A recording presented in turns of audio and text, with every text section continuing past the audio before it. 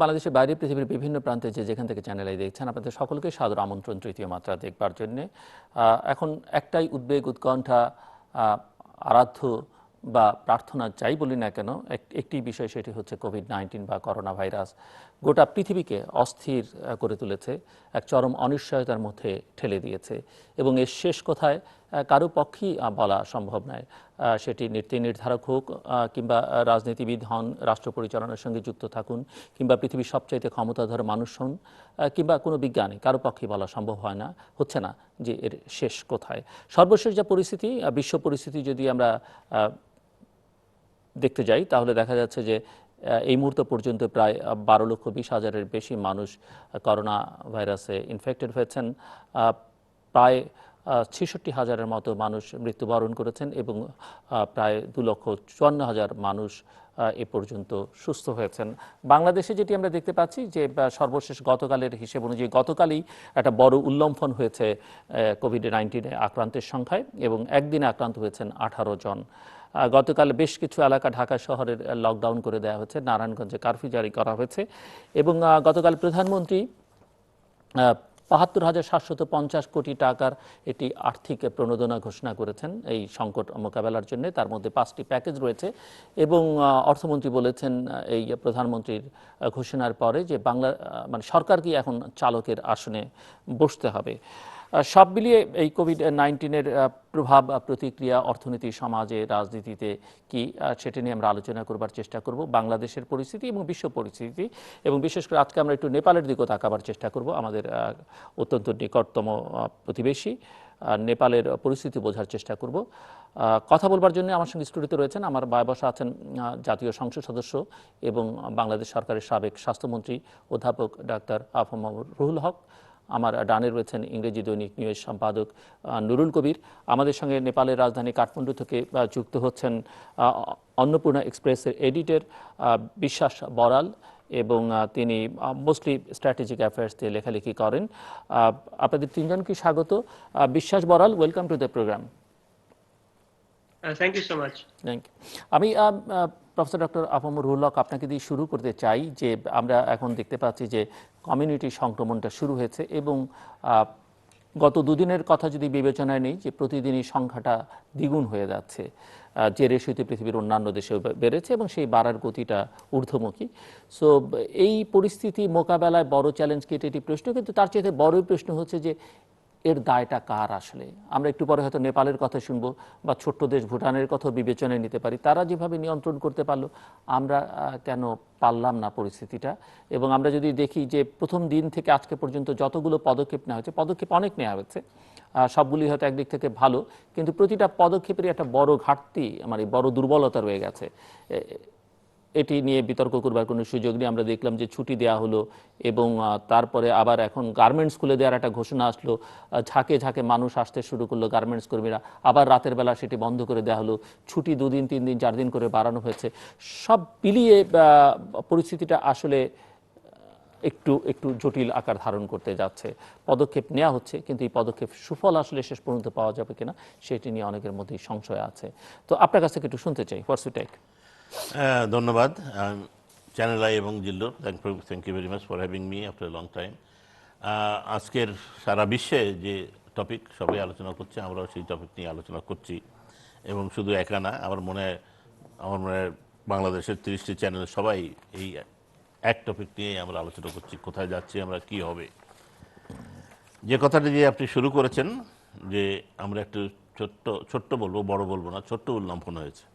আমরা 5-7টা কেস ছিলাম, তারপরে 10-15টা 16টা আইডেন্টিফাইড হয়েছে। আমরা যদি বিশ্ব পরিস্থিতি দেখি তাহলে দেখা যাবে যে প্রথম দিকে যে বিশ্বে যে সব কেস হয়েছিল, পরে একটি জায়গায় সে জানুয়ারি মাসের কয়েক তারিখের মধ্যে, আমরা ডিসেম্বরের প্রথম দিকে শেষের দিকে আমরা আইডেন্টিফাইড হলেও পরে এসে প্রথম দিকে খুব এরকমই থাকে, খুব ছোট আকারে থাকে, তারপরে হঠাৎ করে একেবারে অনেক বেশি কেস শুরু হয়।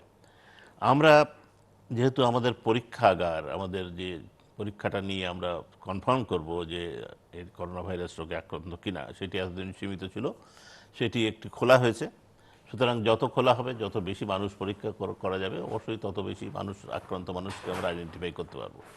এই আইডেন্টিফাইড মানুষগুলোকে যদি আমরা আইসোলেট করে নিয়ে যেতে পারি তাহলে তারা ছড়াতে পারবে না। This is the procedure, the only way. তো আমরা যে পরিস্থিতিতে করোনা ভাইরাস সারা বিশ্বে ছড়িয়েছে সেরকম যদি হয় তাহলে তো আমরা I expect next few days অনেক বড় উল্লম্ফন হওয়ার সম্ভাবনা বেশি যদি বিশ্ব পরিস্থিতির দিকে আমরা তাকাই তাহলে। সুতরাং আমরা অনেকেই প্রেডিক্ট করছে, অনেকেই মনে করছে এরকম একটি বড় সম্ভাবনা বড় আকারে আমাদের ঘাড়ে এসে পড়ছে বা পড়বে। যে কথাটি, যে প্রশ্নটি করেছেন, দায়টা কার? দায়টা আমাদের সবার, আপনার আমার সবাই। আমরা যদি বলি যে আমরা সবাই মিলেই তো বাংলাদেশ চালাই। 30 তারিখের পরে যখন জানুয়ারি মাসে আমরাও স্বাস্থ্য মন্ত্রণালয়ের সাথে কথা বলেছিলাম, আমি এমপি এবং স্বাস্থ্য স্ট্যান্ডিং কমিটির একজন মেম্বার হিসেবে, আর স্বাস্থ্য বিভাগের সকল কর্মকর্তা একেবারে সকলের সাথে আমি খুবই ঘনিষ্ঠভাবে পরিচিত। সেই সুবাদে স্ট্যান্ডিং কমিটির মেম্বারের চাইতো যে কী হচ্ছে ভাই, কী করা হচ্ছে, কেমন করা হচ্ছে। তো তখন থেকেই লক্ষ্য করে আসছিলাম যে আমাদের সীমিত আকারে মাত্র একটি আইডিসিআরে পরীক্ষা করা হচ্ছিল। আমি খুব স্ট্রং প্রবক্তা সে সময় থেকেই ছিলাম যে আমাদের পিসিআর মেশিন অনেকগুলো রয়েছে, সুতরাং সে সময় থেকে এটাকে আরও বাড়ানো যায় কিনা, বাড়াতে পারলেই আমাদের ন্যাচারালি আমরা উই কুড আইডেন্টিফাই পিপল। তো সেগুলো করা হয়নি, এখন করা হয়েছে। এখন অনেকগুলো জায়গায় এই পিসিআর মেশিন গেছে এবং আমরা এদিকে আইডেন্টিফাই করতে পারবো। কিন্তু তারপরেও আরও একটি এই প্রসঙ্গেই বলে রাখি, পরে হয়তো আলোচনা আসা যাবে, যে পিসিআর ছাড়াও আরও কয়েকটি কিন্তু টেস্ট আছে, কিন্তু দে আর নট কনফার্মেটরি টেস্ট। সেটাকে একটু বিভিন্ন রকম টেস্ট যাকে বলে আমরা করতে পারি। সেই টেস্টগুলো করলে কিন্তু আমরা মানুষকে আইডেন্টিফাই করতে পারি। কারো যদি শরীরে অ্যান্টিবডি থাকে তাহলে 10 মিনিটের মধ্যে তিনি করোনা ভাইরাস তার শরীরে ঢুকেছিল কিনা সেটা আইডেন্টিফাই করে নিতে পারি এবং তখন তাকে পিসিআর টেস্টের জন্য কনফার্মেটরি টেস্টে করতে পারি। অনেক দেশ, উন্নত দেশে অনেক জায়গায় এটি করছে, কিন্তু আমরা এখনও শুরু করতে পারিনি। আজকে ডিজি সাহেবের প্রেস ব্রিফিংয়ে মনে হলো শব্দটি তিনি উচ্চারণ করেননি, কিন্তু আমার মনে হলো সেদিকে তিনি ইন্ডিকেট করছেন। আমি জানি না কেন তিনি দেরি করছেন। I know it is not definitely confirmatory, কিন্তু কনফার্মেটরি টেস্ট না হলেও আমার এই মানুষকে সেপারেট করার জন্য খুব সহজ পদ্ধতি এবং সব জায়গায় এটি ছড়িয়ে দেওয়া যায়। বড় মেশিন কিছু লাগে না, সিম্পল টেস্ট করলে এটাকে ছড়িয়ে দেওয়া।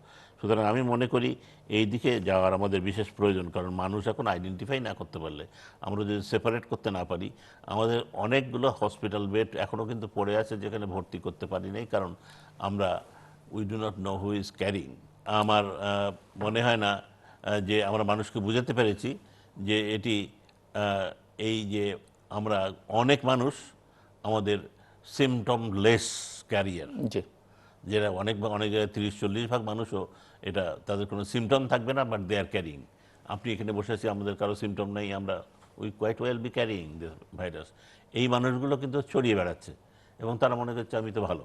তো এই জায়গায় কিন্তু 30-40 ভাগ মানুষও হতে পারে এবং সেই জায়গায় একটা করোনা ভাইরাসের একটা বড় প্রবলেম রয়েছে এবং এটিও আমাদের বুঝতে হবে।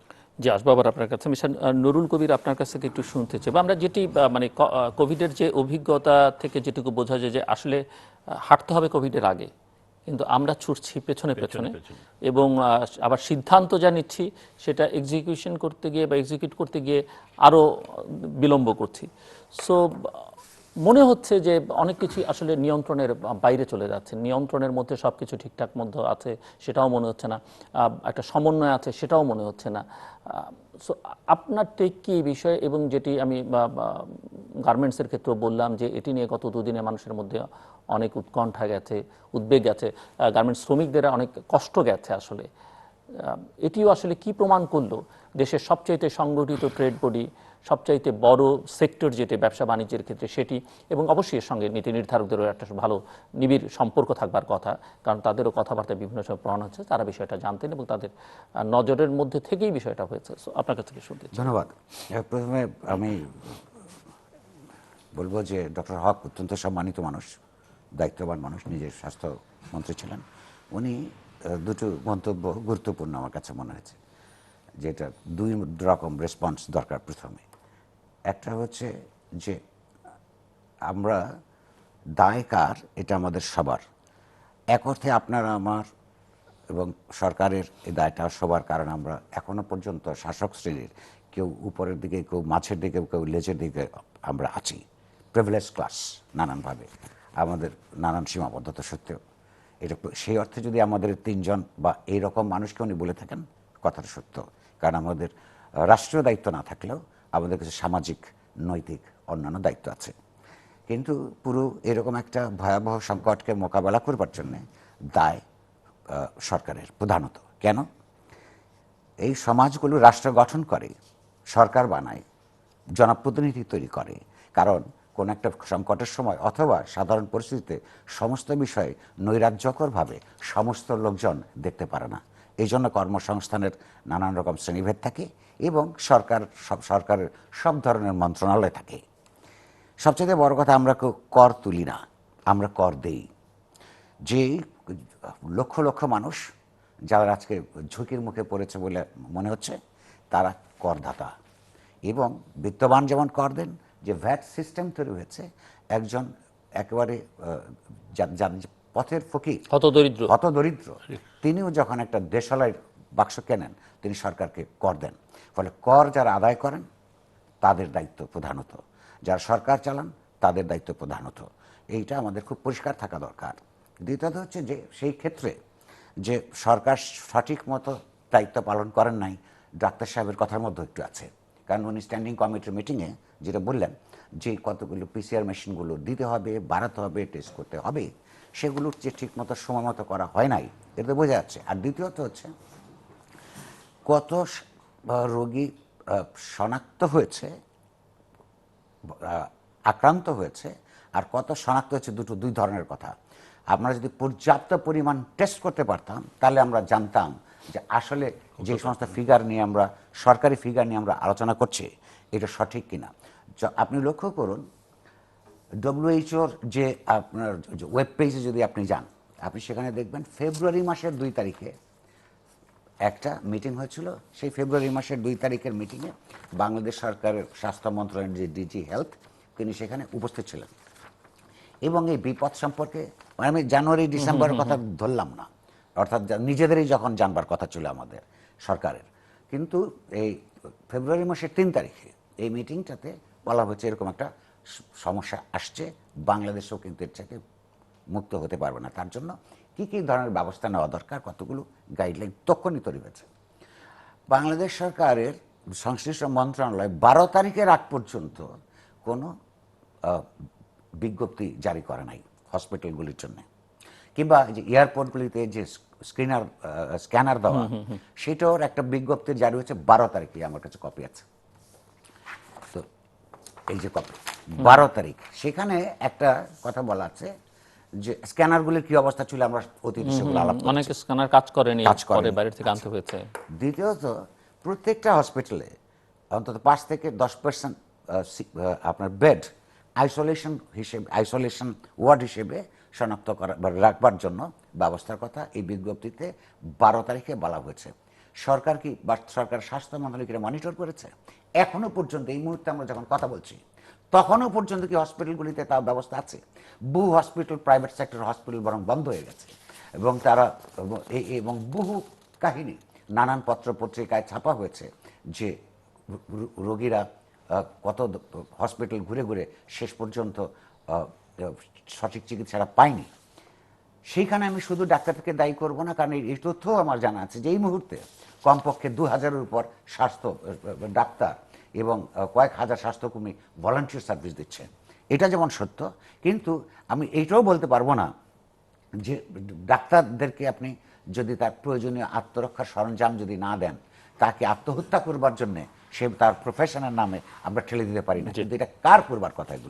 এগুলো আমি আবারও বলছি, জনসাধারণের কর যারা তোলেন, যারা সেই কর ব্যবস্থাপনা করে বেতন নেন এবং নানানভাবে প্রভাব প্রতিপত্তি খাটাবার সংস্কৃতি জারি রাখেন, তারা এই প্রভাবটা খাটাতে পারেন নাই।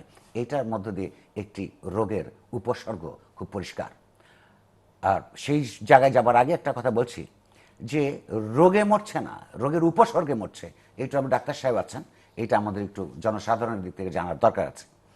তো উপসর্গ বলে একটা রোগ নতুন করে এই বাংলাদেশে তৈরি হয়েছে কিনা, কিন্তু আসলে এটা যেটার উপসর্গ, সেটা হচ্ছে যে সাধারণ মানুষের প্রতি এই রুলিং ক্লাসের, বিশেষত এই রুলিং ক্লাসের সরকারের যে নির্বিকারত্ব তার স্বাস্থ্যের প্রতি, তার উপসর্গ খুব প্রকটভাবে বেরিয়ে এসছে। আমি ছোট্ট একটা উদাহরণ দিই। আজকে এই যে ৭২,০০০ কোটি টাকার যে প্যাকেজ এসছে, এই প্যাকেজটা কিন্তু long term, short term, long term নানান কিছু আছে। এখানকার মাঝারি শিল্প, এখানকার রপ্তানিমুখী শিল্প কিভাবে, সার্ভিস সেক্টর কিভাবে এই বিপদ থেকে মোকাবেলা করতে পারে, তার জন্য কতগুলো মেজার্স নেওয়া হয়েছে। এগুলিকে আমি ব্যক্তিগতভাবে অভিনন্দন জানাই। এগুলো আমাদের অর্থনীতিকে চাঙ্গা করার জন্য দরকার হবে। কিন্তু আপনি ৫টা সেক্টরের মধ্যে ইনফর্মাল সেক্টরের যেই যে প্রতিদিন যে যাদেরকে আমরা ঘরের ভেতরে থাকতে বলছি এবং এই রোগ মুক্তির জন্যে, আক্রান্ত হওয়ার থেকে বাঁচবার জন্যে যাদের এটা দরকার, তারা প্রতিদিন দিনমজুররা কি খাবে? তাদের ক্যাশ টাকা দরকার, চাল দরকার, ডাল দরকার এবং তার প্রয়োজনীয় চিকিৎসা দরকার। এই ৭২,০০০ কোটি টাকার প্যাকেজের মধ্যে এই প্রতিদিন যারা দিনে আনে দিন খায় তাদের কোনো ব্যবস্থা নাই। একটা কথা বলা হয়েছে যে যেটাকে সোশ্যাল সেফটি নেট, এইটাকে বড় করা হবে, তাও কোনো পরিষ্কারভাবে নাই। কতজন লোক, ১৮ কোটি লোকের মধ্যে কতজন আছে, কতজন নাই, এবং সেফটি নেট সম্পর্কে এমনকি সরকারি বুদ্ধিজীবী যারা, তাদেরকেও আমি শুনেছি বিভিন্ন সময় এটার দুর্নীতিপরায়ণতা এবং যে রাজনৈতিক বিবেচনায় লোকজনদেরকে সাহায্য বিতরণ করার অভিযোগ আছে। এরকম একটা পরিস্থিতিতে এই সোশ্যাল সেফটি নেটের কতদূর বাড়ানো হবে এরকম একটা বেগ দিয়ে ৭২,০০০ কোটি টাকার ৭২,০০০ কোটি টাকা হলাম একটা নিম্নবিত্ত লোক, আমার মনে হলো অনেক টাকা। এই ঘরে ৭৩,০০০ সম্ভবত এই ঘরের জায়গা হবে না, অনেক টাকা। কিন্তু এইটা এতগুলোর মধ্যে সাধারণ মানুষের জন্য যে দিনে আনে দিনে খায়, যাকে আমরা বলছি এবং ন্যায্যভাবে বলছি, সরকারও বলছে ঘরে বসে থাকতে, তার খাবারের কোনো ব্যবস্থা নাই। এই যে দরিদ্রদের প্রতি যে অনীহা, যে উপসর্গ, এই উপসর্গের রাজনৈতিক, এটা কিন্তু চিকিৎসা সংক্রান্ত না। চিকিৎসা নিজে একটা গুরুত্বপূর্ণ বিষয়, কিন্তু এই রাজনৈতিক দৃষ্টিভঙ্গি বদলানো দরকার। আর ওই লাস্ট কথাটা যে গার্মেন্টসের কথা, নিশ্চয়ই ফেরত আসবো আমরা। আমি শুধু বলে রাখি, একজন কবি হৃদয় খুব সংবেদনশীল হয়, তাকে আজকে আমি লিখতে দেখেছি এই গতকালকের এই দৃশ্য দেখে, যে কিভাবে এক ধরনের প্রতারণামূলকভাবে এই যে হাজার হাজার শ্রমিককে ঢাকায় ডেকে এনে যে বিপর্যয়ের মুখে পুরো জাতীয় গোষ্ঠীকে ফেলে দিয়েছে, তাদেরকে আখ্যা দিয়েছে করোনার বংশীবাদক ইমতিয়াজ শামীম। এবং এই যে করোনার বংশীবাদকরা, তারা এইখান থেকে আর একটা রাজনৈতিক শিক্ষা গ্রহণ করবার আছে আমাদের। সেটা হচ্ছে যে পুঁজি এবং পুঁজিওয়ালা শ্রেণীকে যদি মানবিক রাজনৈতিক নিয়ন্ত্রণের মধ্যে না আনা যায়, তারা যদি নিয়ন্ত্রণহীন হয়ে পড়বে, কিংবা তারা যদি নিয়ন্ত্রণ করা শুরু করে রাজনীতি, তখন একটা শাসক শ্রেণী কি পরিমাণ নির্মম, নিষ্ঠুর, নির্মানবিক হয়ে উঠতে পারে। তার লোভ কি করে লক্ষ মানুষের মৃত্যুকে পরোয়া করে না, তার একটা কুৎসিত বহিঃপ্রকাশ আমরা দেখেছি। এটা কি করে হয়েছে আমরা এগুলি ইনফর্মড আছি, আমরা এর পরের পর্বে আলাপ করব। জি, শুনবো আপনার কাছ থেকে। Mister Biswas Baral, can you hear me? First of all, congratulations, because during these crazy days, still Nepal is in a comfortable zone. So far I know that 9 have been infected and no one died yet. It seems the condition is quite better among Southeast Asian countries. So what's your take on COVID-19 and what is the latest situation? If you talk about Nepal, like you said, officially there are just 9 cases. Yeah. But I don't think anyone in Nepal believes there are only 9 cases. The thing is, we have very few testing. Until now, there has been just 1,200 tests. And those 1,200 tests, 9 have come out positive. The testing so far has been confined to Kathmandu, and only now is it being done elsewhere. So the problem could be much, much worse, because what you have seen is that among the positive cases, they returned from India. 3 or 4 people returned from India. And while they were in the border, they were there with thousands of other people. And the thousands of people who eventually came into Nepal have not been screened. They were quarantined, but many of them ran away from the quarantine. Okay. So it's very, very difficult to say how many cases are there in Nepal.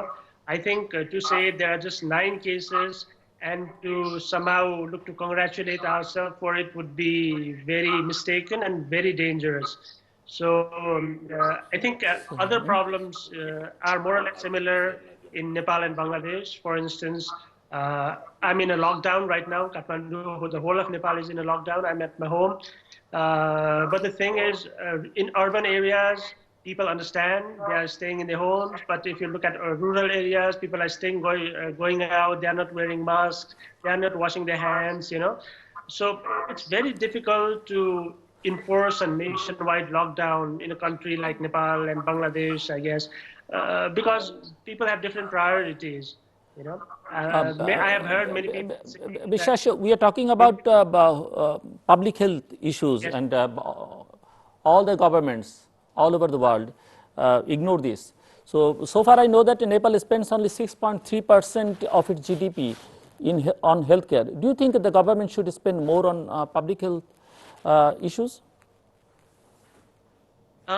right now, the biggest problem in Nepal is you say we spend 6 point 3. Something percent, but right now we have just been federated, right? We were a unitary state. Now we have just been a federal state. And in the unitary state, the healthcare system was working in a certain way, but after the country was federated, they have not been able to coordinate. So there are no health workers in the health posts and hospitals outside Kathmandu. You know, so the federal system, the transfer from unitary to federal system has been very problematic, and none more so than in the health sector. You know. So rather than looking at the figure saying that 6.3 or 6.4% is spent, what we have to also look is that the corruption is very high in healthcare sector. So almost half that amount will end up in the pockets of politicians, you know, and middlemen. And even the rest of the half, there is no accounting, there is no monitoring. The local levels and federal level, provincial level governments, there is very little coordination between them. So that is proving to be a big hurdle in how Nepal handles the corona crisis. And worldwide, it's an economic earthquake. So, according to Asian Development Bank, that Nepal's GDP will shrink by 0.13%. At least 15,880 people will be jobless. A virus has impacted remittance inflow and government revenue collection. According to World Trade Organization, tourist arrival rate has declined to below 10% from 70%. As a result, around 13,002 trekking and mountain guides are currently jobless. Bankers are suffering in the loss of their investments in hospitality and aviation. How Nepal will handle such a huge economic crisis? It's very difficult. Right now, we may have resources for next couple of months or 3 months at the most. After that, if say we have to continue the quarantine, you know, self-isolation, frankly, the whole economy could collapse, because our main source of revenue is remittance. Remittances have completely dried up. The second biggest source is tourism. And this is this was supposed to be Visit Nepal year 2020. So we had to cancel Visit Nepal. So all the investment of banks in hotels, you know, and the banks had invested a lot. So all their money is about to go down the drain, you know. So if this situation continues for next 3 or 4 months, we are looking at a very, very bleak situation. You know, it's very difficult to foresee how the government will handle the economy after 3 or 4 months. Okay, professor doctor AFM Ruhul Haque, আপনি mister Nurul কবিরের কথা শুনছিলেন। আমার মনে সেখান থেকে আপনার বলবার অনেক কিছু আছে। আমি একটু যোগ করে দিতে চাই যে যেমনটা আমরা বিশ্বাসের কাছে নেপালের অবস্থা শুনলাম, বাংলাদেশেও প্রায় একই রকম অবস্থা।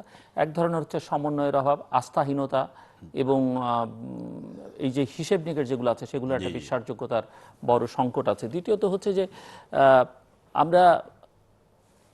আপনি নিজে দেশের স্বাস্থ্যমন্ত্রী ছিলেন, এবং এই যে এই ঘাটতিগুলো আসলে কেন তৈরি হলো?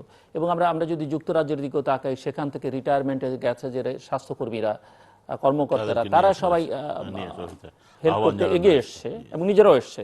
কিন্তু বাংলাদেশে দেখা যাচ্ছে যে সেরকম কোনো উদ্যোগও নেই, এবং সারা দেশে আমরা জানি যে প্রচুর স্বাস্থ্যকর্মী আছে, সারা দেশে একদম তৃণমূল পর্যায় পর্যন্ত, নবীন চিকিৎসকের সংখ্যাও অনেক।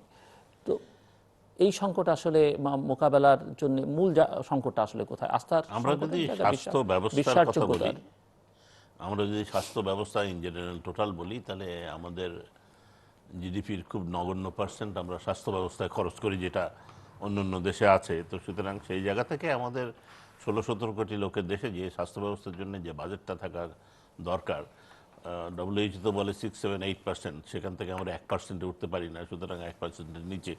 এই জায়গাটাই আমাদের একটা বড় দুর্বলতা। আমি যখন মন্ত্রী ছিলাম তখনও বারবার এটি বলা হয়েছে বৃদ্ধি করার জন্য, কিন্তু আমাদের অঙ্কের নাম্বারে বৃদ্ধি হয়, কিন্তু পার্সেন্টেজে বৃদ্ধি হয় না।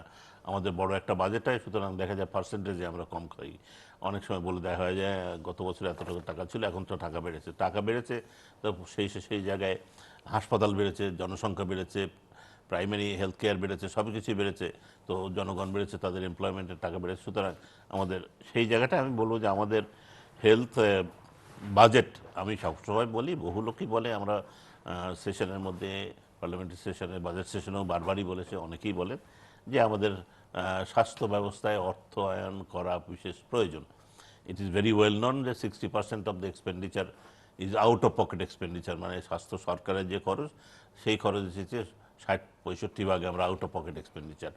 আমাদের ওখান থেকে রিভার্স না করতে পারলে আমরা কখনো এটি বাড়াতে, আমার উন্নতি হবে না। আরেকটা প্রশ্ন হচ্ছে যে এখন এই যে টেস্ট, কিন্তু সেই টেস্ট নিয়েও মানুষের মধ্যে নানা রকমের প্রশ্ন আছে। কিছু তো মিস্টার নুরুল কবিরও তুললেন, এবং চিকিৎসক, আইসিইউ, পরীক্ষা পদ্ধতি, যথেষ্ট পরীক্ষা হচ্ছে কিনা, অনেক রকমের প্রশ্ন কিন্তু বিশেষজ্ঞরাও তুলছেন এবং চিকিৎসকরাও তুলছেন। হ্যাঁ, অবশ্যই। কিন্তু এর কোনো জবাব, কিন্তু সুনির্দিষ্ট জবাব কিন্তু কেউ দিচ্ছেন না। প্রথমে তো আমিও সেই প্রশ্ন আমিও করেছিলাম, কিন্তু প্রথমে তো যেটা আমি বুঝেছিলাম বা যেটা আমার অনুমান বা এক্স্যাক্ট উত্তর হয়তো পাইনি, কিন্তু মনে করেছিলাম যেটি, যে আমাদের কিছু টেস্ট কিটের কিছু অভাব ছিল বলে আমার ধারণা।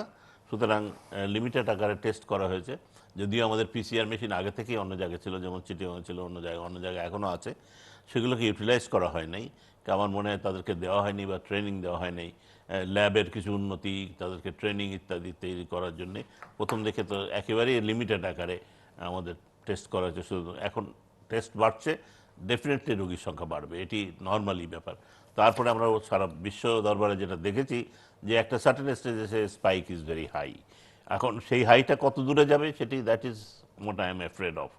যদি আমরা স্পেনের মতো যাই, যদি আমেরিকার মতো যায়, যদি বিলেতের মতো যায়, তাহলে আমরা কতটুকু ব্যবস্থা করতে পারবো সেটি, আর কতটা ব্যবস্থা আমাদের আছে তৈরি, সেটি নিয়ে আমার যথেষ্ট সন্দেহ আছে। কারণ এটি শুধু একটা ডাক্তার না, বা একটা ভেন্টিলেটর মেশিন না, বা একটা বেড না, এটি সামগ্রিক প্রচেষ্টা।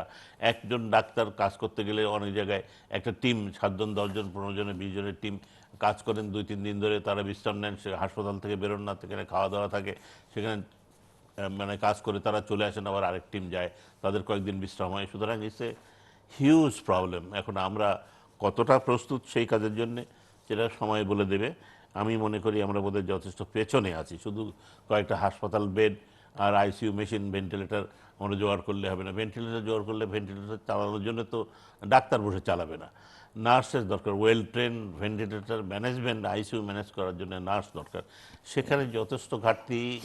মাননীয় মন্ত্রী মহোদয় বলেছেন, ডিপার্টমেন্টও বলেছে যে আমাদের দেশে অনেকগুলো ভেন্টিলেটর আছে যেগুলো চালু অবস্থায় নেই। কিন্তু কেন নেই, সেজন্য আমাদের ম্যান পাওয়ার ছিল না। তো এখন তার উপরে ছিল না, তার উপরে আমরা 500-1000 ভেন্টিলেটর আনছি, এটা এনে দিলেই তো চালু হবে না। It's so many things are associated with it. তো আমাদের সেই জায়গাগুলো আমাদের আজকে দেখতে হবে। আমার মনে হয় দোষারোপ না করে, আমরা পিটফলস না খুঁজে, কিন্তু আলোচনা না করলে তো হবে না। আলোচনা না করলে তো কারো নজরে কিছুই যাবে না, সেটাকে দোষারোপ হিসেবে নিলে সমস্যা। অবশ্যই সেই জন্যই আলোচনা। বাট দ্যাটস, আমার মনে হয় সকলে, আপনি যে কথাটা বলেছেন, যে প্রথমে যে অন্য দেশে, বিলেতে অনেক ডাক্তার এবং স্বাস্থ্যকর্মী ফিরে এসছে, আমাদের কিন্তু সেই আহ্বানও জানানো হয়নি। অনেক বন্ধুবান্ধব আমাকে টেলিফোন করছে, এই তোমরা আমাদেরকে ডাকো না, আমরা তো কাজ করতে পারি, আমরা তো এখন অ্যাক্টিভ আছি, দিস ইজ পসিবল। তো সেই আহ্বানে কিন্তু আমরা এখনো যাইনি। চিকিৎসকদের অনেকে, চিকিৎসা বিজ্ঞানীদের অনেকেই বলছেন যে ইভেন সেনাবাহিনীর মেডিকেল কোরকেও মাঠে এনগেজ করা দরকার। অবশ্যই দরকার, কারণ they have got the capability to make the field hospital and quick service. তাছাড়া আমাদের স্বাস্থ্য ব্যবস্থায় এই সরকারি ব্যবস্থাপনায় আমরা কতটুকু করতে পারবো সেটা বুঝুন। মিস্টার নুরুল কবির, আপনি তো গার্মেন্টসের প্রসঙ্গে বলতে চাইছিলেন, কিছুটা বাকি ছিল। আরেকটা, সরকার এখন বলছে যে করোনা ভাইরাসের বিরুদ্ধে যুদ্ধ করতে হবে এবং এবং এই যুদ্ধে জিততে হবে। এটি অবশ্যই যুদ্ধের কথা অনেক দেশে সরকারগুলি বলছে। সো কিন্তু এটা তো ঠিক যে যুদ্ধে জেতার জন্য দরকার হচ্ছে সমন্বয়, রণকৌশল এবং সেনাপতি। সো আপনি কিভাবে দেখেন? এবং সেই সঙ্গে এই যে আংশিক ছুটি, আংশিক খোলা, এ ধরনের সিদ্ধান্তকেও কেউ কেউ বলছেন যে একটি অবৈজ্ঞানিক এই পরিস্থিতিতে। তো এটি আসলে পরিস্থিতিকে আরো জটিল করে তুলছে কিনা? আমি আবার ওইখান থেকে রেসপন্সটা একটু শুরু করতে জি। চাই। এটা অত্যন্ত দোষারোপ করা খারাপ। বাংলাটা যদি আমি বুঝে থাকি, দোষ যদি আরোপ করা হয় এটা খারাপ, কিন্তু দোষী কর্তৃপক্ষগুলিকে শনাক্ত করা অত্যন্ত গুরুত্বপূর্ণ রাজনৈতিক দায়িত্ব। কারণ ধরুন হেলথ সেক্টরের যেই সমস্যা, এইটা কি এই একটা বক্তব্য সমাজে চিন্তাশীল মানুষরা বলে থাকেন যে বাংলাদেশের স্বাস্থ্য যে ব্যবস্থার কথা আপনি বললেন, আপনি যেটুকু বলেছেন এটা বোধহয় এইরকম একটা পরিস্থিতি মোকাবেলা করার জন্য কি পরিমাণ দুর্বল, এটা আপনারটুকু থেকে চেয়ে বেশি আর বলার দরকার পড়ে না। আমাদের ভেন্টিলেটর মেশিন আছে, চালানোর লোক নাই। আবার চালানোর লোক যদি থাকে তাহলে দেখা যাবে মেশিনটা ঠিক নাই। সেই মেশিনটা ঠিক করবার জন্যে আবার কি বলে যে টেকনিশিয়ান পাওয়া যাচ্ছে না। বাংলাদেশ একটা উন্নয়নের গল্প আমরা অনেক দিন থেকে শুনছি আপনাদের সরকারের কাছ থেকে। জিটিপির গল্প শুনতে শুনতে আমাদের কান পচে গেছে। এই যে পরিস্থিতিটা তৈরি হয়েছে একটা মাত্র ভাইরাসকে কেন্দ্র করে সারা পৃথিবীতে এবং আমাদের দেশে, এটার থেকে যদি এইটুকু লেসন মানুষ যদি নেয় যারা রাষ্ট্র চালায়, যে এই যে আলট্রা রিচ একটা গোষ্ঠী আমরা তৈরি করেছি 7-8% জিডিপি দিয়ে, আর প্রতিদিন যে ছবি দেখেছেন কেবল যে কিছু লোককে বলা হয়েছে আগামীকাল কলকারখানা খোলা হবে, গার্মেন্টস ফ্যাক্টরি খোলা হবে, যদি 4 তারিখের মধ্যে না আসো, এরকম ইঙ্গিত দেওয়া হয়েছে, কোনো বিজ্ঞপ্তি দেওয়া হয় নাই, মেসেজ পৌঁছে দেওয়া হয়েছে, তাহলে তোমরা বেতন পাবে না। তারপরে যে দৃশ্য আপনারা দেখেছেন, এটি কিন্তু উন্নত দেশের মানুষের দৃশ্য। গরিব মানুষ 100 কিলোমিটার হেঁটে হেঁটে আসছে জীবন যুদ্ধে, কেবল কোনো রকমে ত্রাহি ত্রাহি অবস্থায় তার চাকরিটা বাঁচিয়ে রাখবার জন্য। এটার নাম উন্নয়ন। বাংলাদেশের স্বাস্থ্য ব্যবস্থা ঠিক না হওয়ার প্রধান কারণ হচ্ছে এইখানে যে উন্নয়ন মডেল আমরা তৈরি করেছি রাজনৈতিক ও অর্থনৈতিকভাবে, তাতে সবচেয়ে বিত্তবান যারা রাষ্ট্র চালায়, রাষ্ট্র ক্ষমতার কাছাকাছি থাকে, অথবা ক্ষমতার করিডোর দিয়ে যাদের চলার গতায়াত আছে, তাদের অধিকাংশের চিকিৎসা বাংলাদেশের মেডিকেল কলেজ হসপিটালগুলিতে হয় না। তারা বিদেশের হসপিটালে, সিঙ্গাপুর থেকে শুরু করে মার্কিন যুক্তরাষ্ট্র, কানাডা, জাপান, যুক্তরাজ্য, এখানে তারা চিকিৎসার জন্য যায়। ফলে কিছু কিছু আপনাদের মতন একটু হৃদয়বান ডাক্তাররা, যাদেরকে পেশাগত কারণে এই সমস্ত দুর্ভোগ পোহাতে হয় কিংবা দেখতে হয়, তারা ছাড়া আর হচ্ছে ভুক্তভোগীরা ছাড়া জানেই না এই ব্যবস্থাটা কত দুর্বল। তো যতক্ষণ পর্যন্ত না এই যদি করোনার থেকে তারা বুঝতে পারে, এই শাসক শ্রেণী, ছাত্র শ্রেণীর নেতৃত্ব, যে পৃথিবীতে এমন ব্যবস্থা হতে পারে যেটা প্রায় কয়েকশো বছর পিছিয়ে নিয়ে যেতে পারে। আপনি চিন্তা করুন, বাংলাদেশ বা সারা পৃথিবী এক ধরনের শিল্প বিপ্লব পূর্ব অবস্থায় চলে গেছে। যেন বা এরোপ্লেন তৈরি হয় নাই, যেন বা জাহাজ তৈরি হয় নাই, যেন বা মোটরযান তৈরি হয় নাই। অর্থাৎ আজকেই বিত্তবান লোকটিও যে কোনো একটা অসুখের মধ্যে পড়লে দৌড় দিয়ে পরের দিন সকালবেলা সিঙ্গাপুর যেতে পারছে না। তাহলে তার জন্যে, আমাদের জন্য না হোক, গরিব মানুষের জন্য না হোক, তার জন্য এই দেশের শিক্ষা এবং স্বাস্থ্য ব্যবস্থা, এইটার যে ওইখানে যে বাজেট বাড়ানো দরকার, এইটা তার বোঝা উচিত। সে তার নিজের তৈরি, সাধারণ মানুষ তো পড়েছে এই বিপদে, তার নিজের তৈরি উন্নয়ন মডেলের ফাঁদে পড়ে তারও কিন্তু এখন মরবার উপক্রম হয়েছে। এক, তারপরেও যারা বলছেন, কেউ কেউ সারা পৃথিবীতে বলছেন যে এইটা একটা এমন একটা রোগ, এমন একটা ভাইরাস, ধনী গরিব মানছে না। না, ধনী গরিব মানছে। এখানে একটা ক্লাসের ব্যাপার আছে। ওই যে গার্মেন্ট শ্রমিককে যে নিয়ে আসছে, তার যে প্রোটেকশনের ব্যবস্থা, আর ওই যে বংশীবাদক, তার যে প্রোটেকশনের ব্যবস্থা, তার এক না। তার যে স্বাস্থ্য যেটুকু উন্নত, ওই শ্রমিকগুলির, না খাওয়া শ্রমিকগুলির স্বাস্থ্য এক না। ফলে একই ধরনের ভাইরাস যদি আক্রান্ত হয়, একজন সহজে কাবু হবে, আরেকজন সহজে কাবু হবে না। ফলে উন্নয়ন বলতে স্বাস্থ্য ব্যবস্থার মধ্যে যদি আমরা ঠিকমতো নজর দিতে না পারি, অন্তত মিনিমাম একটা ইগ্যালিটেরিয়ান ব্যবস্থার মধ্যে যদি আমরা না যেতে পারি, সামান্যতম একটা সাম্যবাদী একটা স্বাস্থ্য ব্যবস্থা যদি করতে না পারি, তাহলে যে বিপদে পড়ার কথা আমরা সেই বিপদে পড়েছি। ফলে এই দোষ সাধারণ মানুষের না, করদাতার না, এই দোষ এই দেশের রাষ্ট্র যারা চালিয়ে আসছে, যারা এই দেশের স্বাস্থ্য ব্যবস্থাকে নিজের মনে করে নাই তাদের। সুতরাং তাদেরকে শনাক্ত করা, রোগ শনাক্ত করার মতন এই রাজনৈতিক রোগ শনাক্ত করা এবং তাদের চিকিৎসা দেওয়া রাজনৈতিকভাবে অত্যন্ত গুরুত্বপূর্ণ। জি Biswas, the diplomat Yes. said that Nepal cannot fight coronavirus alone. Kathmandu needs the support of bigger, wealthier and more developed countries. And Nepal fears the long-term economic consequences of COVID-19. What is your opinion regarding this? Is there any hope for Nepal's economy to regain within years?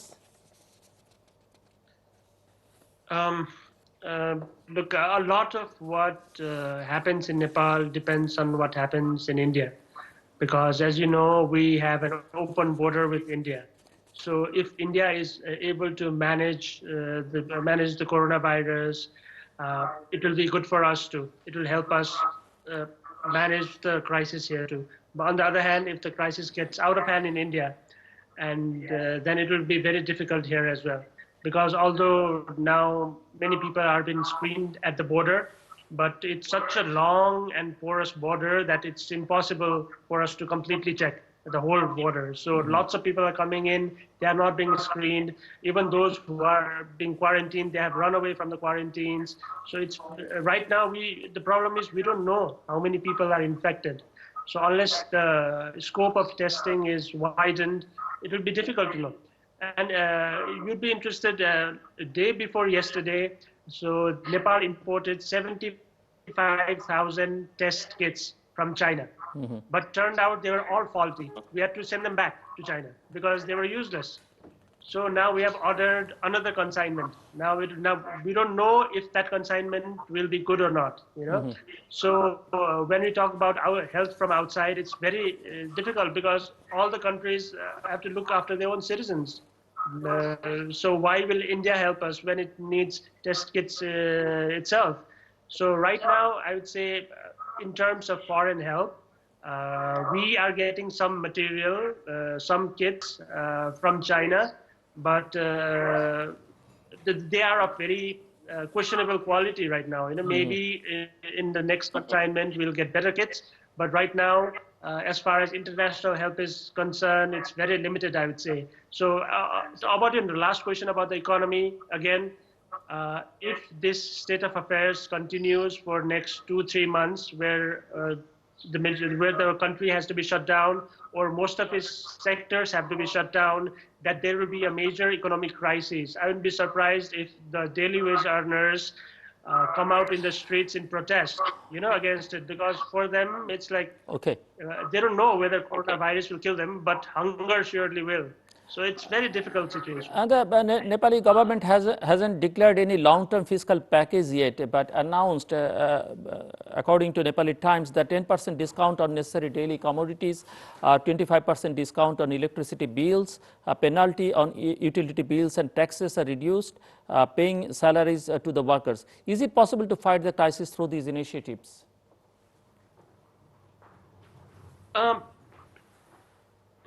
It's not enough. Of course, it's not enough.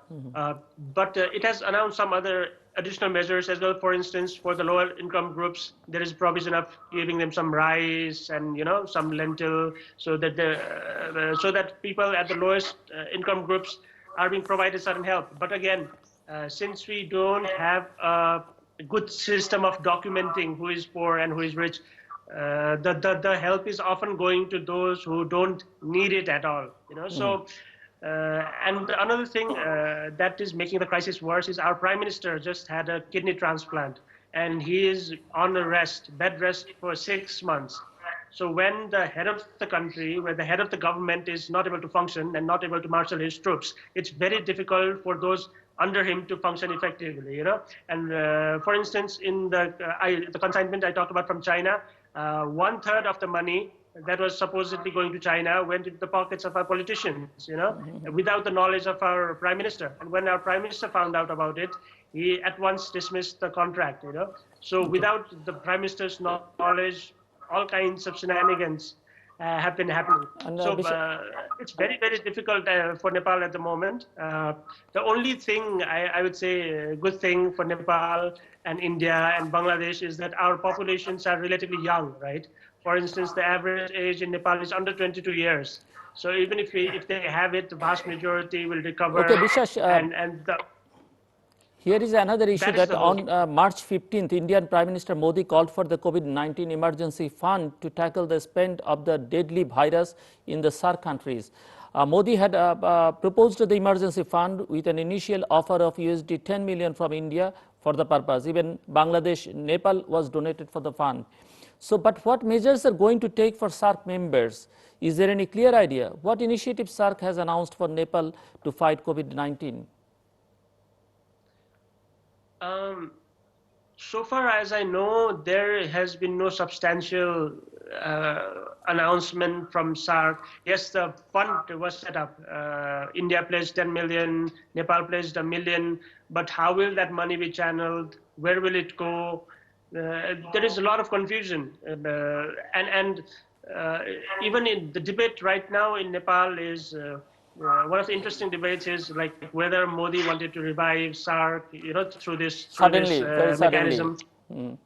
Yeah, very suddenly. But then again, since Imran Khan didn't participate in it, there's a lot of skepticism as well. People think Modi is just posturing, for his domestic audience. So I don't think SAARC as an entity at this point in time will be able to substantially help the countries in the region help fight with COVID-19, because right now there is no institutional mechanism to make the fund functional, as far as I know, and there has been no substantial steps, nothing regional as such till now. Professor Dr. Ruhul Haque. আমি কবিতার কতগুলো তুলেছেন স্বাস্থ্য ব্যবস্থা সম্বন্ধে, আমার মনে হয় কতগুলো পয়েন্টে অবশ্যই জেনুইন, যে আমাদের স্বাস্থ্য ব্যবস্থা কোথায় আছে, আরও ভালো হতে পারতো, কেন ভালো হতে পারলাম না। আমাদের অতীতের কথাটাও কিছু মনে রাখতে হবে, যে স্বাস্থ্য ব্যবস্থা অতীতে অনেক নেগলেক্টেড ছিল। আমরা এই 10-12 বছর একসাথে কাজ করে আমরা কিন্তু অনেক দূর নিয়ে এসেছি। আপনি 2008 সালের আগে মনে করে দেখেন, আমাদের একটাও কমিউনিটি ক্লিনিক ছিল না। আমি যেদিন বসছিলাম, মাননীয় প্রধানমন্ত্রী বলেছিলেন যে আমার 3000 কমিউনিটি ক্লিনিক ছিল, সেগুলো বন্ধ করে দেওয়া আছে, এগুলো খুলে দেন। আমার বিশ্ব ব্যাংক সহ অনেক এনজিও, ইন্টারন্যাশনাল এনজিও এসেছিল যে আমার এই কমিউনিটি ক্লিনিকগুলো আমাদেরকে দেয়, আমরা চালিয়ে দেবো। কিন্তু আমরা বলেছিলাম চালাবো, তারা চ্যালেঞ্জ দিয়েছিল আমরা পারবো না। এখন আমরা চালিয়ে লম্বা কথা বলবো দরকার নেই, আমরা কিন্তু করেছি, মানুষের দৌড়াবে, কিন্তু স্বাস্থ্য গেছে এবং 20-25-30 ওষুধ কিন্তু মানুষ পাচ্ছে। সেখান থেকে শুধু কমিউনিটি ক্লিনিক না, আমাদের কিন্তু বড় বড় হাসপাতাল, স্পেশালাইজড হসপিটাল, বার্ন ইউনিট সহ এখন বঙ্গবন্ধু মেডিকেল বিশ্ববিদ্যালয় সহ আরও 3-4টি বিশ্ববিদ্যালয় হচ্ছে। সুতরাং একদিনে 2-4 দিনে এই সব পরিবর্তন আসবে আমি মনে করি না। অতীতে যে হেলথ ব্যবস্থায় যে নেগলেক্টেড 11-12 বছর কিন্তু আজকের পৃথিবীতে, এবং যখন আপনি বলছেন যে ডিজিটাল বাংলাদেশ, এটা কিন্তু খুব কম সময় না, অনেক সময়। কিন্তু আপনি কি মনে করতে পারবেন যে 10 সালের আগে কয়টা এখানে করোনারি বাইপাস এদেশে হতো, আর এখন কয়টা হয়? কয়টা কিডনি ট্রান্সপ্লান্ট হতো, আর এখন কয়টা হয়? কয়টা টোটাল হিপ রিপ্লেসমেন্ট হতো, আর কয়টা এখন হয়? তো উন্নতি হয়েছে, কিন্তু এটি একটি ফ্রেজের মধ্যে দিয়ে যেতে হবে, একসাথে তো করা যাবে না। সুতরাং আমি বলবো যে আমাদের হেলথের জিডিপির যে 7% বা 8% উন্নতি, তার সঙ্গে এটা তুলনীয় কিনা? আমি আপনার সাথে একমত। আমি তো বললাম যে আমাদের এখানে পার্সেন্টেজ অফ আমাদের স্বাস্থ্য ব্যবস্থায় পয়সা অনেক কম খরচ হয়, তারপরেও কিন্তু এগুলো হচ্ছে। সুতরাং একেবারে নেই তা না। আমি বলবো যে এই ব্যবস্থাগুলো চলছে এবং হচ্ছে, আমাদের চলে যাচ্ছে। আমাদের প্রায় 1 লক্ষ ডাক্তার, আমাদের কিন্তু প্রাইভেট সেক্টরে প্রায় 40-50 হাজার ডাক্তার এখন বসে আছে, যাদেরকে আমরা ইউটিলাইজ করতে পারি। That is another issue. আর একটা জিনিস আমি আপনার সাথে একটু কথা বলতে চাই, আমি জানি না কি আপনারা কি মনে করছেন, যে গার্মেন্টসের কর্মীরা যে কালকে এসছেন এবং যে আমার তো বন্ধ হয়ে গেছে, তারা হয়তো বা ফিরে যাবে বা এখানে কি করবে। আমার ধারণা, this is my own assumption, আমি শুনি নাই কোনো নিউজ মিডিয়াতে বা প্রেসে যেটি কী করে হলো, আজকে আবার বন্ধ করে দেওয়া হলো। আমার ধারণা এটি মাননীয় প্রধানমন্ত্রীর কানে গেছে, উনি তার রেসপেক্টিভ জায়গায় বলেছেন, তখন এটি হয়েছে, বন্ধ হয়েছে। এটি আমার মনে হয় the direction must have come from there. আমি যতটুকু মাননীয় প্রধানমন্ত্রীকে সমালোচনা হয়েছে, যথেষ্ট সমালোচনা হয়েছে, সমালোচনার মুখেই বন্ধ হয়েছে বলতে হবে। হ্যাঁ, সেটাই। আমি মাননীয় প্রধানমন্ত্রীকে যতটুকু চিনি, যে সঠিক সংবাদটা যদি তার কাছে পৌঁছায় উনি মানে সিদ্ধান্ত নিতে খুব সময় নেন বলে আমার মনে হয় না। সুতরাং আমার মনে হয় আপনি খুশি হবেন, আমি আপনাকে খবরটা কনফার্ম করছি এইভাবে। পরশুদিন সন্ধ্যায় বিজেএমএ রুবানা হক প্রধানমন্ত্রীর সঙ্গে কথা বলেছেন এবং রুবানা হককে প্রধানমন্ত্রী নির্দেশ দিয়েছেন বা অনুরোধ করেছেন যে এটা যাতে কালকে থেকে খোলা না হয় সেটার জন্য তুমি একটা ব্যবস্থা করো, আবেদন জানাও। কিন্তু দুঃখজনক যেটা ব্যাপার, এই প্রসঙ্গে আপনি পুরো তথ্যটা দিই। এই যে আমার হাতে যে কাগজটা আছে, এইটা হচ্ছে মার্চ মাসের 1 তারিখে কলকারখানা ও প্রতিষ্ঠান পরিদর্শন অধিদপ্তর থেকে ইস্যু করা একটা সরকারি বিজ্ঞপ্তি। এই বিজ্ঞপ্তিতে সরকার লিখেছে, যখন সমাজে কথা হচ্ছিল যে একদিকে আমরা বলছি ঘরে থাকো, সরকারি কর্মকর্তা কর্মচারীকে আমরা ছুটি দিয়ে দিয়েছি, তাহলে অন্যান্যদের কি হবে? এখানে এই সরকারি কর্মকর্তা বা এই অধিদপ্তর লিখছে, উল্লেখ্য যে গত 25 মার্চ 2020 তারিখে গণপ্রজাতন্ত্রী বাংলাদেশ সরকারের মাননীয় প্রধানমন্ত্রী জাতির উদ্দেশ্যে দেওয়া ভাষণে রপ্তানিমুখী শিল্প প্রতিষ্ঠানের শ্রমিকদের বেতন ভাতা প্রদানের জন্য 5,000 কোটি টাকার প্রণোদনা সহ তাদের স্বাস্থ্য সুরক্ষার বিষয়ে নিশ্চিতকরণে সকলের প্রতি আহ্বান জানিয়েছেন। মাননীয় প্রধানমন্ত্রীর বক্তব্যে শিল্প কারখানা বন্ধের কোনো নির্দেশনা ছিল না। প্রশ্নটা হচ্ছে, না ঠিক আছে, আমি এটা অ্যাকসেপ্ট করছি, এটা ছিল কি ছিল না সেটা নয়। এই অধিদপ্তর যখন এইরকম একটা নোটিশ দেয়, এটার অর্থ হচ্ছে যে তোমরা এটা খুলে দেওয়ার পেছনে কোনো বাধা নেই এবং সেখানে স্বাস্থ্যবিধি মানতে হবে। এরকম কিছু কিছু ঘটনা স্বাস্থ্য মন্ত্রণালয়ে ঘটেছে। আপনারা জানেন যে ডাক্তারদের নিয়ে একটা ঝামেলা হয়েছিল। কত কত জিনিস, কতগুলো আমাদের দেশের অ্যাডমিনিস্ট্রেশন কখনো কখনো এরকম অনেক কিছু ঘটিয়ে ফেলে, যা আলটিমেটলি মাননীয় প্রধানমন্ত্রীকে বইতে হয়। যে কোনো দেশের রাষ্ট্রপ্রধান হলে অবশ্যই এদেশে ভালো কাজ হলে মাননীয় প্রধানমন্ত্রীকে, যদি খারাপ কাজ হয় মাননীয় প্রধানমন্ত্রীকে। সুতরাং সেজন্য আমি বলবো যে আমার অনেক কথা, আমি স্বাস্থ্য ব্যবস্থা সম্বন্ধে যেটি আরেকটু বলতে চাচ্ছিলাম, আপনারা বলছিলেন যে ধনী গরিব মানে না। আসলে তো আপনারা দেখেছেন, ব্রিটিশ প্রধানমন্ত্রী হোক আর রাজ পরিবারের সদস্য হোক, আমেরিকার স্বাস্থ্যমন্ত্রী হোক বা কেউ, সবাইকে করোনা ছুঁয়ে এসছে এবং আমাদেরকে আর আপনাকে কাকে কখন ছুঁয়ে এটি খুব বলা খুব মুশকিল। আমরা যেটা আমাদের এখন what can we do, where are we, সেই জিনিসটা আমি বরং বলবো জিল্লু, যদি আর যতটুকু সময় আছে সেই সময় যদি আমরা এই দিকটা একটু আলোকপাত করি যে how far can we go, কোথায় কোথায় আমরা আছে, কি করতে পারি, কোন জায়গায় যেতে পারি। যেমন আমি বলছিলাম যে র্যাপিড টেস্টটা আমার মনে হয় should be introduce right away. 3 টাইপের টেস্ট আছে, এই 3 টাইপের টেস্টের যে কোনো একটা, এটা আমাদের স্বাস্থ্য মন্ত্রণালয়ে যারা কর্মকর্তা আছে, যারা স্পেশালিস্ট আছে, তারা বসে ঠিক করতে পারে যে স্ক্রিনিং করার জন্যে, not confirmatory, these are not confirmatory test, এটা স্ক্রিনিং করার জন্য আমাকে সাহায্য করবে যে এর অ্যান্টিবডি আছে শরীরে। বিভিন্নভাবে রক্ত দিয়েও করা যায় বা সেরোলজি বিভিন্নভাবে করা যায়, সেটাও যারা এক্সপার্ট আছে তারা বলবেন। করে একদিকে যাদেরকে পজিটিভ আছে তারা আবার আরটিপিসিআরে নিয়ে গেলে এটা করে ফেলা যায়। এবং এটি একটি লার্জ আকারে করার আমি খুব জরুরি ব্যবস্থাপনা আমি অনুভব করছি। সুতরাং এটি আমার মনে হয় করা দরকার। এবং তারপরে যদি আমরা আইসোলেশন করে নিয়ে যেতে পারি, এরপরে কত বড় আকারে আমাদের দেশে আসছে সেটি বলে দেবে যে আমরা কত দূর যেতে পারবো। আমাদের কতগুলো জায়গায় আমাদের ম্যান পাওয়ারের স্বল্পতা আছে, যন্ত্রপাতির স্বল্পতা আছে। আপনি আমেরিকার নিউ ইয়র্কের মতো দেশ বলছে যে we are running out of ventilators. আমরা এখানে কতজনকে জায়গা দিতে পারবো? আমাদের এখানে যে কনভেনশন সেন্টার হাসপাতাল বানাচ্ছেন, এখনও বানাবার সময়ের মধ্যে পাবো কিনা, না তার আগেই ভরে যাবে। These are all the problem. So সেই জায়গাটাই আমাদের জনবল এবং মানুষ, আমি মনে করি দেয়ার আর লট অফ ভলেন্টিয়ার্স পসিবলি আছে। আমাদের তাদের ডাক দিলে পাবো, এবং যারা ডাক দিলে পাবো তাদেরকে নিয়ে আসা দরকার। আমাদের জুনিয়র ডাক্তাররা এখনও একটু দোদুল্যমানতা, যাবো কি যাবো না, কোথায় যাব, রুগী দেখবো কি দেখবো না, আউটডোরে নানান রকম প্রবলেমে ভুগছে। এই জায়গাগুলো একটু মনিটর করা, তাদেরকে উৎসাহ দেওয়া, দয়া করে প্রণোদনা দেওয়া। যদি আমার এই যে 72,000 কোটি টাকার মধ্যে আমাদের 10,000 কোটি টাকা যদি এখানে থাকতো, যে যারা এখানে আমাদের মানে এই চিকিৎসা করবে বা যারা অসুবিধায় পড়বে বা ইভেন যারা মৃত্যুবরণ করবে, তাদেরকে এই টাকাতে কিছু টাকা দেওয়া হবে, তাহলে আমি অন্তত ভালো ফিল করতাম যে আমার মনে হয় there is probably still time যেটা করা সম্ভব। সুতরাং উৎসাহ একটা দরকার। আপনি দেখছেন সারা বিশ্বে যারা স্বাস্থ্যকর্মী অনেক মারা গেছে, এবং এখন সারা বিশ্বে যারা আছে জনসাধারণ তারা বাইরে এসে প্রতিদিনই তাদেরকে উৎসাহিত করছে, এই ব্যাপারটা কিন্তু Seriously সেদিন আমাদের একটুখানি হয়েছে। মাননীয় প্রধানমন্ত্রী উৎসাহিত করেছেন।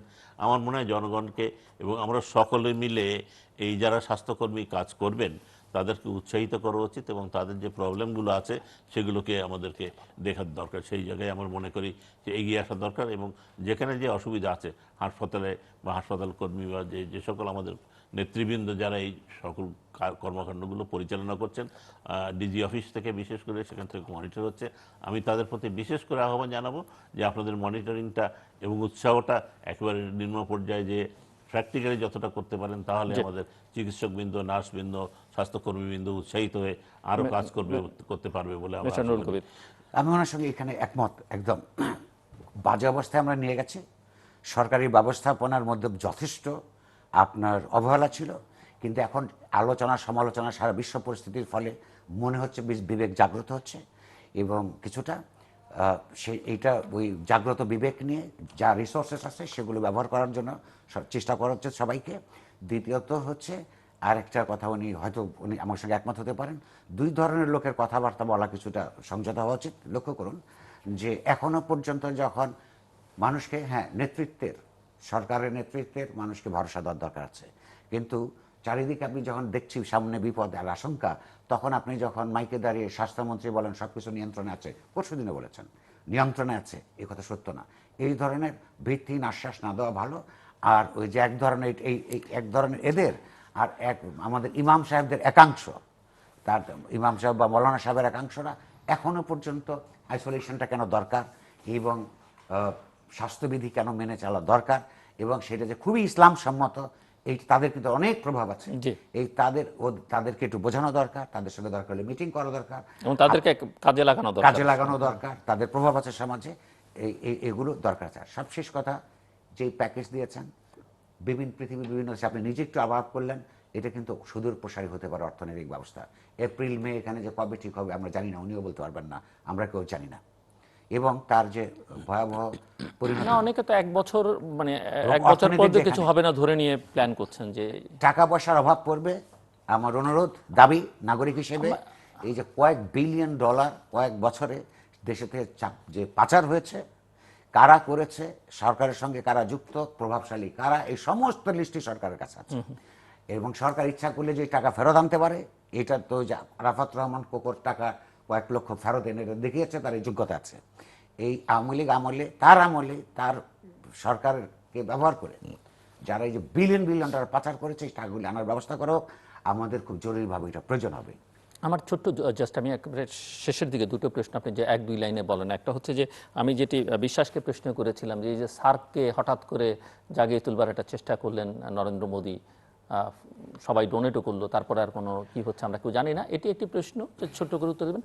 আরেকটি হচ্ছে যে আমাদের এখানে মিডিয়া বা গণমাধ্যম বেশ সংকটের মধ্যে অনেক দিন ধরে আছে, এটি নিয়ে প্রচুর, এবং কোভিড-19 সেই সংকটকে আরও ঘনীভূত করছে। আমরা দেখলাম যে তথ্যমন্ত্রীর সঙ্গে সংবাদপত্র পরিষদ সহ অন্যান্য যে অ্যাসোসিয়েশনগুলো আছে নেতৃবৃন্দ দেখাও করেছেন।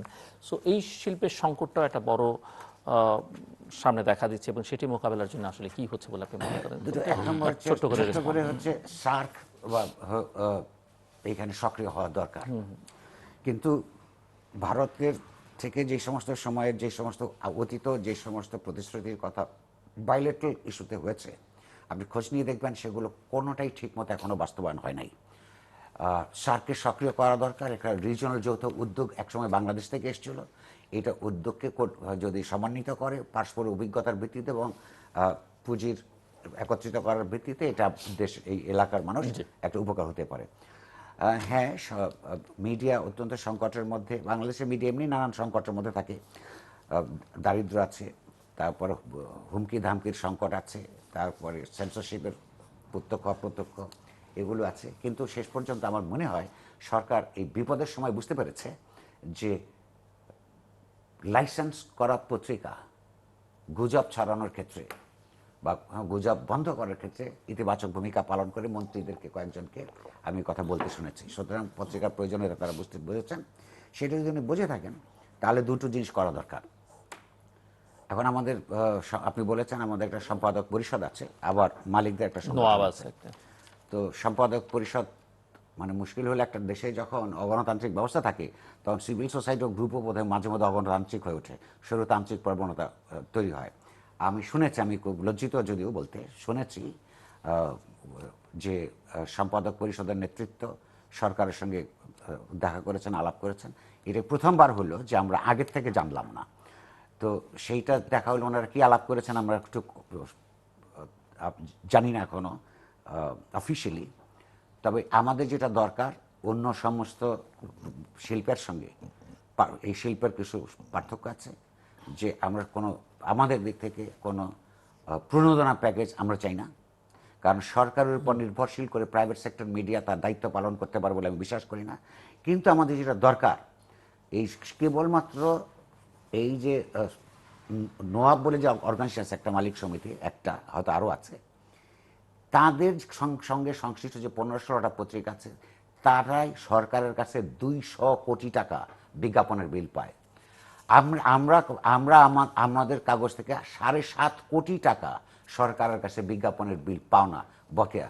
আমাদের দুর্যোগের সময় এই তারা, ডাক্তাররা যেভাবে কাজ করেন, ফায়ার ফাইটাররা যেভাবে কাজ করেন, মিডিয়া কর্মীরাও এইভাবে ঝুঁকি নিয়ে কাজ করে, এই সময় আমাদের নিয়মিত বেতন ভাতাটা পাওয়া খুব দরকার।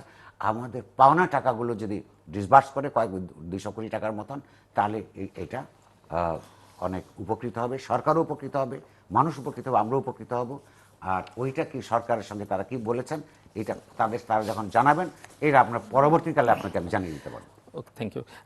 Biswas, we are almost at the end of the program. So, very briefly, that COVID-19 is going to change social order as well as world order drastically. Is there any chance of changing Nepal's political or geopolitical framework? Do you think the COVID-19 pandemic will affect China-Nepal relations? China-Nepal relation. I don't think this will affect China-Nepal relation because the government, the communist government in Nepal is very close to China right now. And I don't see it hampering that relation in any way. And again, like I said, the faulty kits came from China, but the deal was made by Nepali politicians. So we should, in the sense, our relationship with China will not be hampered.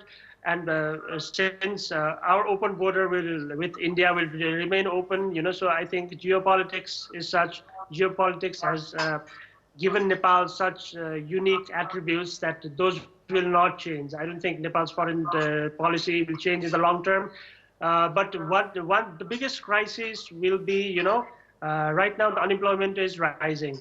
Now 5 million people who are working abroad, when they all come back to Nepal, because now our biggest population is outside Nepal, is in Malaysia. Say Malaysia shuts down its industries, they will all come to Nepal. And what will you do with millions of unemployed people? I think that will be the biggest problem in the next 3-4 months, because even right now, even for people here, the joblessness is increasing. They are getting desperate, and unless there is a major Thank you, Biswas. I got your points. Yeah. Professor Dr. Ruhul Haque, একবারই শেষ প্রান্তে আমরা যে ছোট্ট করে যদি। ধন্যবাদ আমাদের এই আলোচনা আহ্বান করবার জন্য।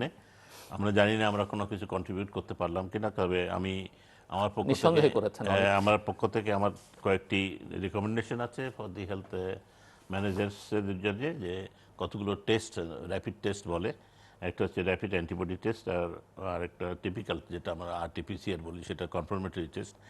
এই অ্যান্টিবডি টেস্টটা যত তাড়াতাড়ি পারলে আমার ইন্ট্রোডিউস করা যায় কিনা আমার মনে চিন্তা করছেন, তো করতে পারলে আমরা মানুষকে আইসোলেট করে আনতে পারবো যাদের কাছে অ্যান্টিবডি আছে, মানে তারা করোনাতে এক্সপোজড এবং বাট নট কনফার্ম, কিন্তু কনফার্ম করতে হবে RT-PCR দিয়ে। এটি করা আমার মনে হয় জরুরি অনুভব করছি। আর আমার চিকিৎসকবৃন্দ, বিশেষ করে ডাক্তার এবং স্বাস্থ্যকর্মী যারা আছেন, তারা এখনও একটু ভীত সন্ত্রস্ত আছেন। আমি আপনাদের মনে করি চিকিৎসক আমরা যখন হয়েছি তখন আমাদের সর্বত্র এখানে যেতে হবে এবং কাজ করতে হবে। আমার ধারণা প্রোটেক্টিভ কিটস আপনাদের কাছে যথেষ্ট পরিমাণে এখন পৌঁছে গেছে, এবং আপনাদের নিজেদের মতো করে নিজেদের প্রোটেকশন নিয়ে আপনারা মানুষকে সেবা করুন। বিশেষ কিছু কমপ্লেন আসছে যে যেখানে হাসপাতালে, যেখানে জ্বর জারি বা কাশি নিয়ে যাচ্ছেন তাদেরকে একটু নেগলেক্ট হচ্ছে। এটাকে আপনার অনেক হাসপাতালে এটা ফিভার ক্লিনিক, কফ ক্লিনিক করেছে, এবং সেখানে এই হাসপাতালে আসার সময় তাদেরকে ট্রায়াজ করে আদালত করে ফেলা দরকার এবং তারা যারা ট্রায়াজ করবেন তাদের প্রোটেকশন দরকার। এটি যদি করতে পারেন তাহলে মানুষ রিজেক্টেড হবে না। অনেকে কমপ্লেন করছেন যে হাসপাতালে যাচ্ছেন না বা প্রাইভেট প্র্যাকটিসে করতে যাচ্ছেন, তবে সকলের প্রতি অনুরোধ, হাসপাতালে এখন রোগী সংখ্যা খুব কম, আমাদের সিনিয়র ডাক্তাররা সবাই হাসপাতালে থাকেন, যেহেতু প্রাইভেট প্র্যাকটিসে ডাক্তাররা না বসলেও আপনারা যে কোনো সময় হাসপাতালে যান এবং আমাদের হাসপাতালগুলো খোলা আছে।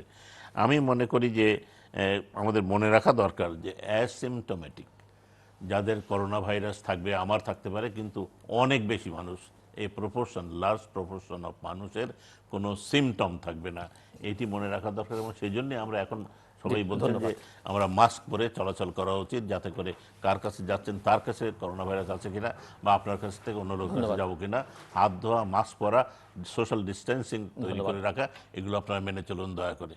আপনি কিছু বলতে চাইছিলেন? জাস্ট বলতে 10 চাইছিলাম সেকেন্ড যে আরেকটা, এটা হয়তো আপনার কাছে আমার এটা প্রশ্নের মতো, আমি খুব নিজে খুব বাট পরিষ্কার আমার নই। হাতে আর সময় নেই, খুব ছোট। কোন দেশে, এমনকি পশ্চিমবঙ্গে আবার একটা ইন্ডিয়ার প্রদেশে, সেখানে দেখা যায় যে প্রাইভেট হসপিটালগুলি যেগুলো অপারেট করছে না তারা সরকার টেক ওভার করেছে জরুরি ভিত্তিতে। আমাদের দেশে এটা দরকার আছে কিনা আমি আপনার কি মনে হয়? আমি তো I cannot understand why the private sector will not work. This is mandatory. They have to work. Thank you so much. ধন্যবাদ mister Nurul Kabir, professor doctor AFM Ruhul Haque এবং মিস্টার বিশ্বাস বরাল আমাদের সঙ্গে যুক্ত হওয়ার জন্য। Biswas, thank you very much. Thank you so much indeed. Thank you so much. Speedy recovery of the Prime Minister. দর্শক, আমরা কথা বলছিলাম কোভিড-19 এবং করোনা ভাইরাসের নানান প্রভাব প্রতিক্রিয়া নিয়ে। সময়টা খুব ভালো নয় এবং সময়টা কবে ভালো হবে সেটিও খুব নিশ্চিত করে বলতে পারে না। এবং একটা বিষয়, দেশে দেশে আমরা নেপালের কথা শুনলাম, বাংলাদেশের কথা, পৃথিবীর অন্যান্য দেশ এবং সবচাইতে শক্তিমান দেশ মার্কিন যুক্তরাষ্ট্রের দিকেও যদি তাকাই, সব জায়গায় একটাই দুর্বলতা, সেটা হচ্ছে যে রাষ্ট্রশক্তি বা সরকারের সঙ্গে যারা যুক্ত, সরকার পরিচালনায় যারা যুক্ত, তারা আসলে গোটা বিষয়টাই বিবেচনায় নিতে চাননি। এই কারণে অনেক ক্ষেত্রেই মনে হয় যে তারা আসলে জনগণকেই বিবেচনার মধ্যে নেন না এবং এই দুর্বলতাই আসলে এই সংকট তৈরি করেছে। এবং সে কারণেই এটি স্পষ্ট যে চেতনার মধ্যে গণতান্ত্রিকতা না থাকলে, সততা, স্বচ্ছতা, জবাবদিহিতা যে সমাজে থাকে না, সেই সমাজগুলোতে আসলে এই দুর্দশা মোকাবেলা করতে হয়। এবং কিভাবে ভবিষ্যতে এটি থেকে পরিত্রাণ পাওয়া যাবে সেটি নিয়ে আমার অতিথিরা নানা ধরনের পরামর্শ দিয়েছেন, নানা প্রশ্ন তুলেছেন। প্রশ্নগুলো অভিযোগ করবার জন্য নয়, প্রশ্নগুলো হচ্ছে সজাগ এবং সতর্ক পরিবর্তন করবার জন্য। আমরা আশা করব যে এই পরিবর্তনগুলো আনবেন। সামনে দুটো গুরুত্বপূর্ণ সময় বাংলাদেশের মানুষের জন্য, একটি হচ্ছে শবে বরাত। আমি কোনো ধর্মীয় বিষয় নিয়ে কথা বলতে চাই না। আমি ধর্মে একার্থে ধর্ম কতটা প্র্যাকটিস করি তার চেয়ে বড় কথা হচ্ছে ধর্মে আমার বিশ্বাস আছে। ধর্মীয় সংস্কৃতি চর্চায় আমার কোনো আপত্তি নেই, কিন্তু শবে বরাত আমাদের দেশে বেশ ভালোভাবে উদযাপন করা হয়। ধর্মপ্রাণ মুসল্লিরা নামাজ পড়েন, নানা রকমের আয়োজন হয়, তাতেও কোনো সমস্যা নেই। কিন্তু বর্তমান পরিস্থিতি বা বাস্তবতাটা মাথায় রাখতে হবে এবং এই কথাও বিবেচনায় নিতে হবে যে পৃথিবীর অনেক দেশই শবে বরাতের এই ধর্মীয় সংস্কৃতি নিয়ে, এমনকি সৌদি আরবে নেই, সেটিও মাথার মধ্যে বিবেচনায় নিয়ে, এই জরুরি অবস্থা বিবেচনায় নিয়ে শবে বরাতের রাতে যেন মসজিদে মসজিদে যে আয়োজন হয় সেগুলো থেকে বিরত রাখবার একটা চেষ্টা হয়। কেননা এবং একই সঙ্গে আমরা যে কোনো উপাসনালয়, সেটি মসজিদ হোক, মন্দির হোক, গির্জা হোক, চার্চ হোক, সারা পৃথিবী জুড়ে সেগুলোকে এক ধরনের বন্ধ করে দেওয়া হয়েছে, এমনকি সৌদি আরব হয়েছে, সেটি যেন আমাদের মাথায় থাকে। এবং তারপরে আছে পহেলা বৈশাখ। এই উৎসবের ব্যাপারেও যেন আমরা সজাগ এবং সতর্ক থাকি। এখন আসলে সব কথার বড় কথা হচ্ছে যে কোনো উদযাপনের সময় নয়, এটা কোনো উৎসবের সময় নয়, খেলবার সময় নয়। এটি যেন আমরা সবাই মাথার মধ্যে রাখি। আমরা যেন মানবিক হই আচরণের দিক থেকে অন্যের প্রতি। আমি নিজে আক্রান্ত হলাম কিনা সেটি বড় কথা নয়, কিন্তু আমার চারপাশে মানুষ মারা যাচ্ছে, পৃথিবীর বিভিন্ন প্রান্তে মানুষ মারা যাচ্ছে, অসুস্থ হচ্ছে, সেটি যেন আমাদের মাথার মধ্যে কাজ করে। দর্শক, আমাদের সঙ্গে থাকবার জন্য অসংখ্য ধন্যবাদ। আপনাদের সবার জন্য শুভকামনা। ভালো থাকবেন, নিরাপদে থাকবেন এবং বাড়িতে থাকবেন।